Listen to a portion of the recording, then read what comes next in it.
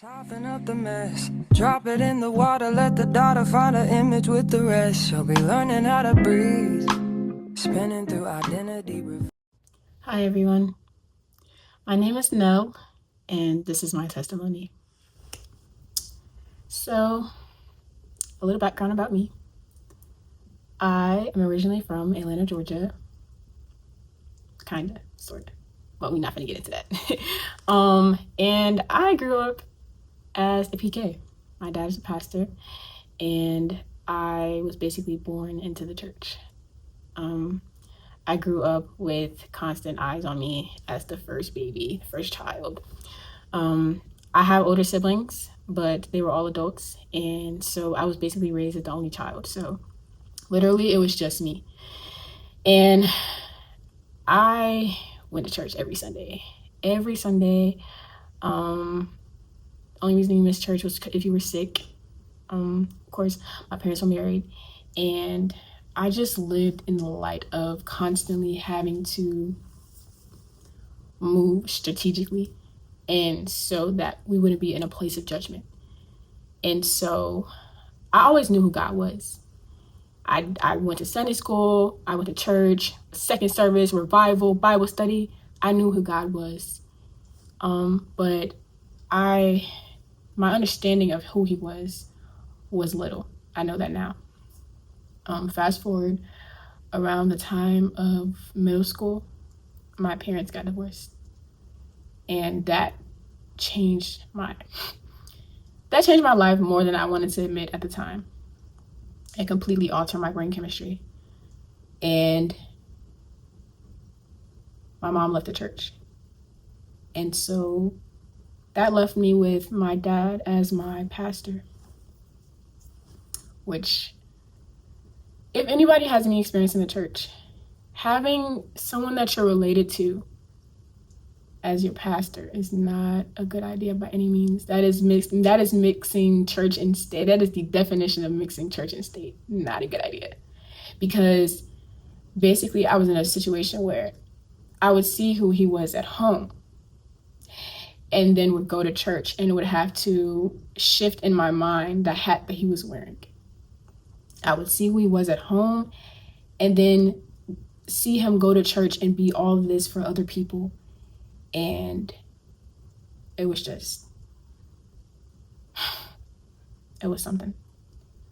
As I got older, my teenage years, I quickly realized that I had outgrown the church that I had grown up in, that I grew to love.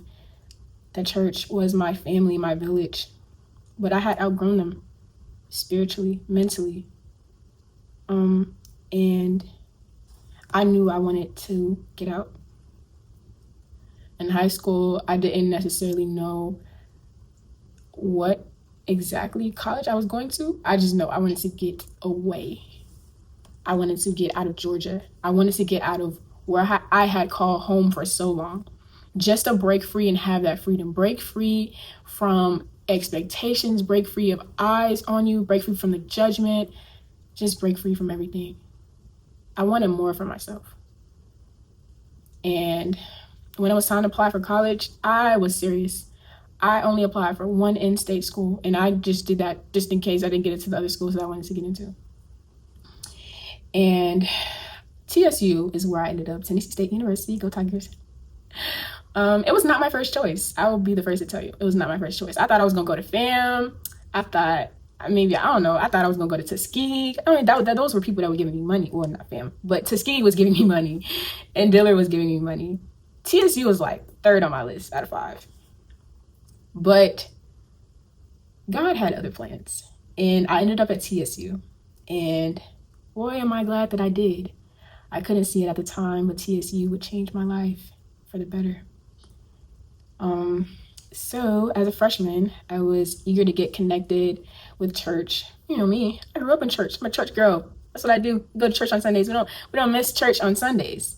So I was eager to get connected to a church. The first church that I ever encountered was Mount Zion Baptist Church, Bishop Walker in Nashville. Great church. Love it. And I was into my word, and I was in my books. One thing about it, I was going to be in that schoolwork. I literally got a 4.0 my freshman fall semester. That's how much in my room I was. I was not playing. Because one thing I knew how to be was academic weapon. And that's about all I was. That's it. Child of God, academic weapon. I was lonely. I didn't have any friends. And I had voids that needed to be filled. I was missing something. Fast forward to sophomore year, a lot of things had changed for me. For one, I had joined the Army. Craziest thing I ever done in my life. And I had been in basic training by then. And my mindset completely shifted. Basic training just allowed me to see just how much I wasn't living.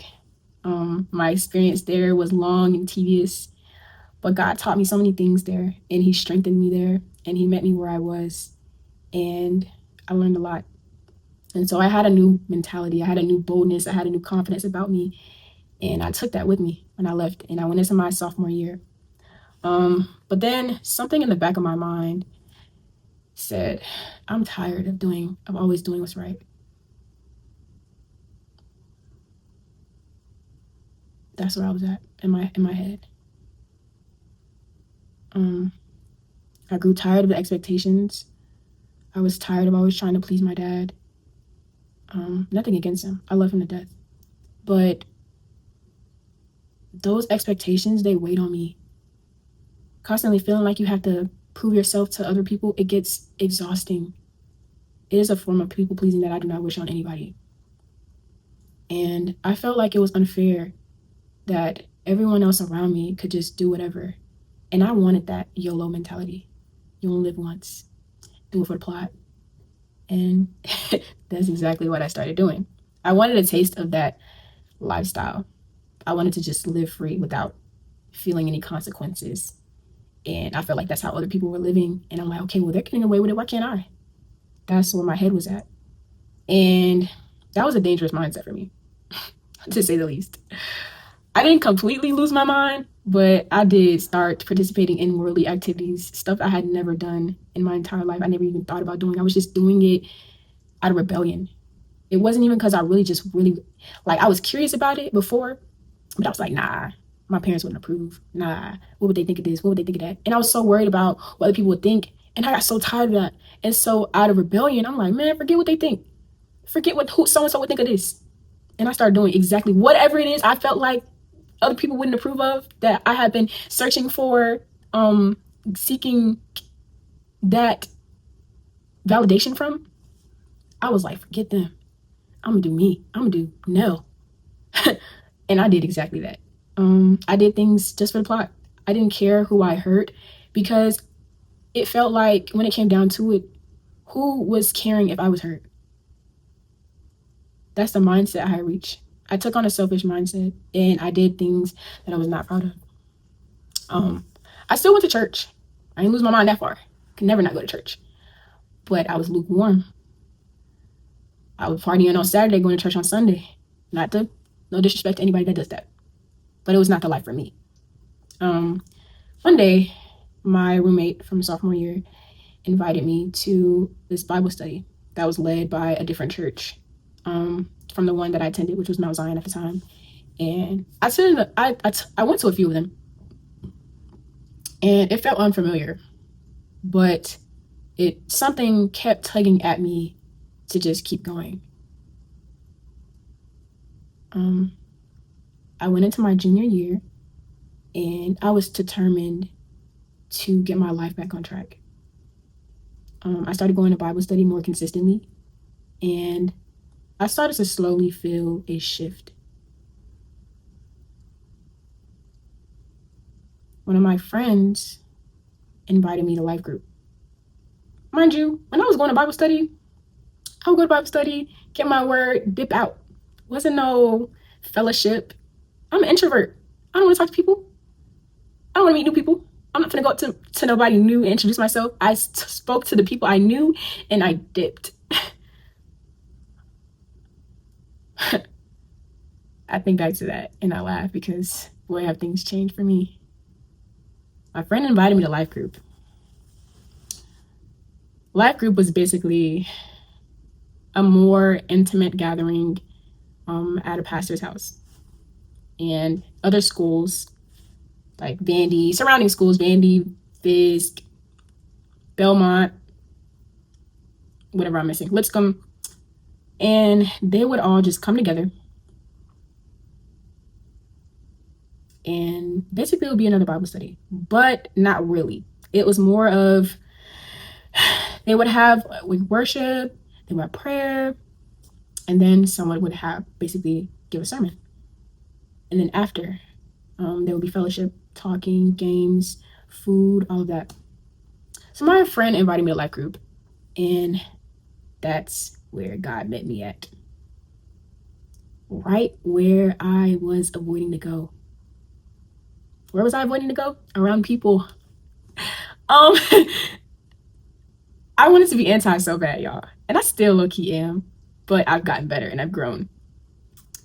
The word says that man should not be alone. God said that. That's why he made Eve in the first place. Because Adam was not supposed to be alone. Man is not supposed to be alone. We're not supposed to be alone.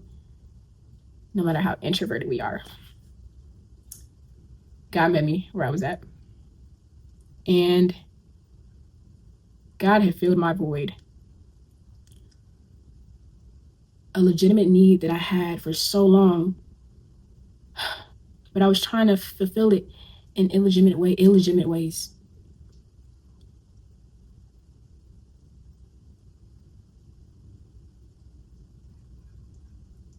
Before I didn't even know that what I was missing, what God knew and God saw. And God worked through people to reach me.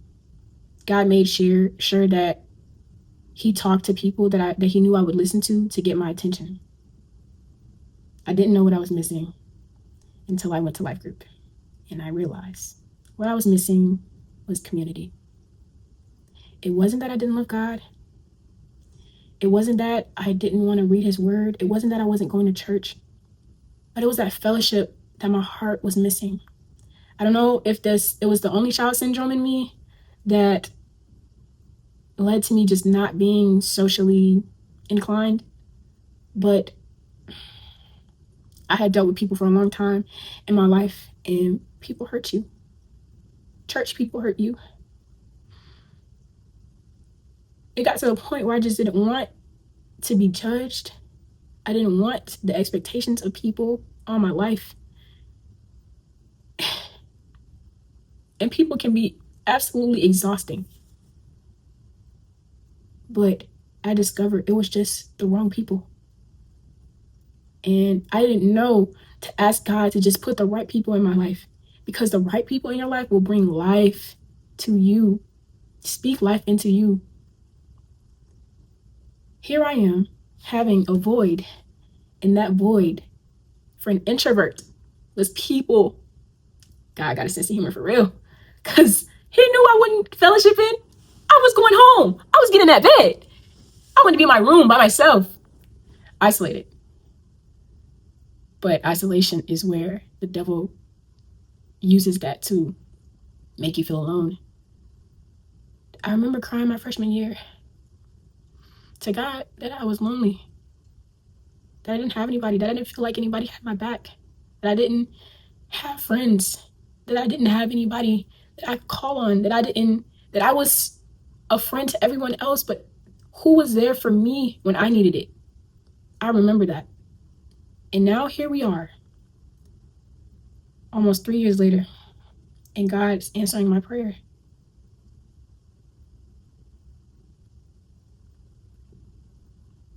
Being surrounded by people who are all pursuing and going after and just starting their walk in faith. Different. They're all in different parts of their walk, but they're all in their walk. Being around like-minded people that were all seeking God. I mean, genuinely seeking God. I mean, possessing the fruits of the Spirit. Not just people that you could talk to God about, but just that you could even have just a conversation with in general. Welcoming people, loving people.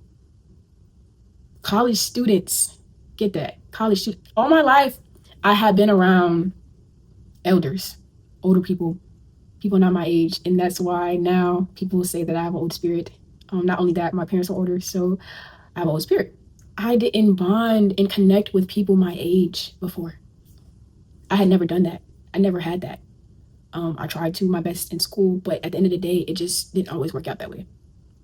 And here I was, God was surrounding me with people, like-minded people, people my age, in my age range, with the same goal as me, trying to get closer to Him. I was amazed, to say the least. The feeling of that community that I felt in that first life group, it was a feeling that I don't know how I ever lived without it. Literally, I look back and I'm like, how was I functioning without people I could call on to pray for me? How was I functioning without just having an outlet around people who are not pressuring you into doing worldly things, but inviting you into God's space? How? I have no clue. God was carrying me. God had His hand on me the entire time. Even when I was doing wrong, even when I was doing things I knew hurt God, doing things I knew weren't pleasing in His sight, He still protected me. He still kept me. He was faithful. He is faithful. And He was faithful to me. Community helped me pull out of my sinful cycles. Continuously being around people, speaking God's word, getting the convictions that I needed, the correction, it helped me realign with God's path for me.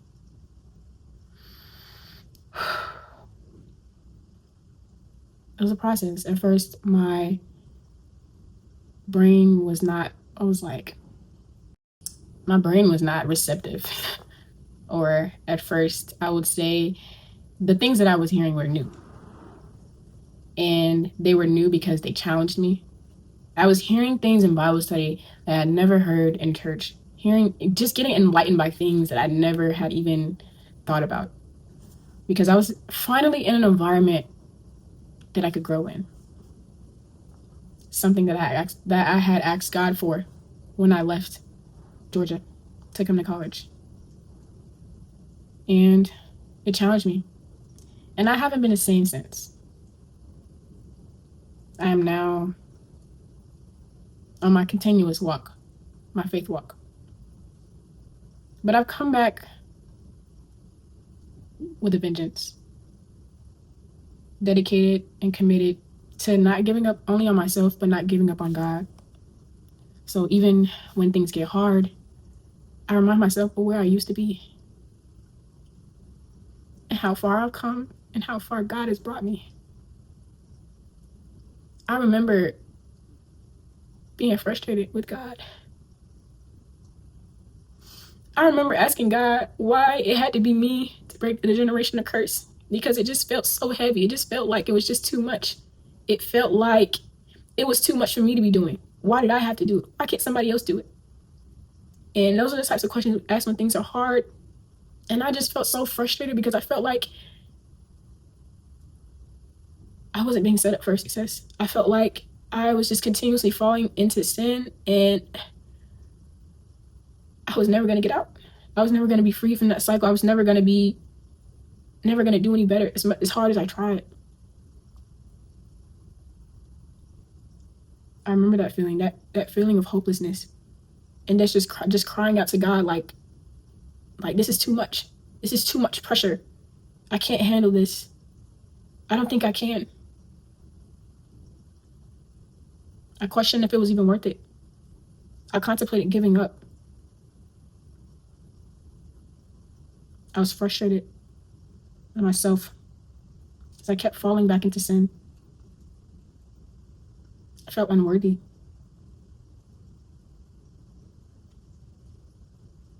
Now I know. Now I know that my story is for His glory. That my obedience is connected to somebody's salvation. that there are souls assigned to my life and are counting on me to draw near to God so that God can use me to touch their lives. When you make the realization that there's a greater purpose, that there's a bigger reason, that there's a bigger picture than just you, you kind of take the me out of it. And you're like, God, how can you use me? Like you're asking God to use you in whatever way he sees fit for his glory, not just for my benefit, but for other people's benefit. When I gained an understanding of the greater purpose of it all, my perspective shifted. And instead of asking God, why me? I asked, why not me? Why not me? Why can't God use me? The Bible is full of stories where God has used people that we would look at crazy, that we would judge. But to me, it made their testimony and their story all the more powerful because they were not worthy. They were unprepared. They were not perfect. They were not perfect by any means. They had a story. They had a past. But their past only strengthened their future. And it made their... to me, it made their words speak more volume because they knew where they had come from. They knew what they had done and how God saved them from it. The pain in the past, sins, mistakes, experiences, they make what God is doing in your life, it makes your story stronger. Not for the plot. It's not in vain. God uses all of it. God is going to use you to be relatable to somebody who may feel like, yo, you're a Christian, you follow God, you haven't been through anything. Oh, but I have. Oh, let me tell you, I wasn't always this polished. God refurbished me. He saved me. He took me out the trash and shipped me off and sent me on my way. My testimony and my past, they are going to be the reason why somebody's life is changed. And you can't see it when you're going through it, but it'll all make sense after a while. You have to push and fight. Continue to fight. And if you don't have the strength to fight, then pray for the strength to fight. If you don't have the faith, pray for the faith. Ask God to help your unbelief. Your purpose is on the other side of your pain. God is going to use you. God is not just doing it for the people around you. No, he can do it for you too. He's not just doing it for everybody around you. He's in the neighborhood and he is coming to your house next.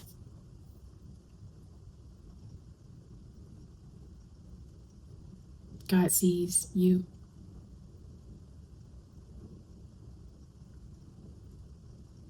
And he loves you.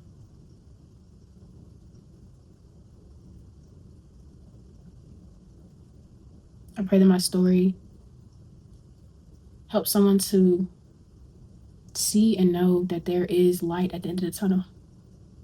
Because I know what it felt like to not see that light. I know what it felt like to be in so much pain that it felt like you weren't going to live to see another day. To be in so much pain that it felt like you were forgotten by God. But I'm here to tell you that God has not forgotten about you. He's using you. He has his hand on you. He loves you. You are seen by him. If you are not valued and seen by anybody else, you are seen by the Creator, God, who loves you, God the Father. Jesus loves you. I pray that my story encourages somebody to reconcile with God. It is not too late. God is ready to welcome you with open arms. You are never too far out of God's reach. You are never too low for God to pick you up. I am a living testimony that God will meet you exactly where you are. God will meet you in your frustration. God will meet you in your anger.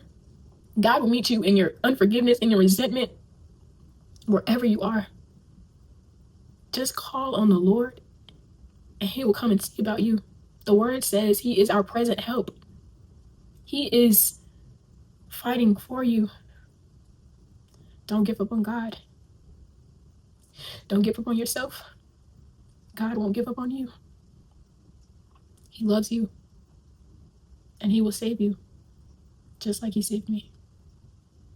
He's not just doing it for others. He's doing it for you too. Jesus loves you. And so do I. Be blessed.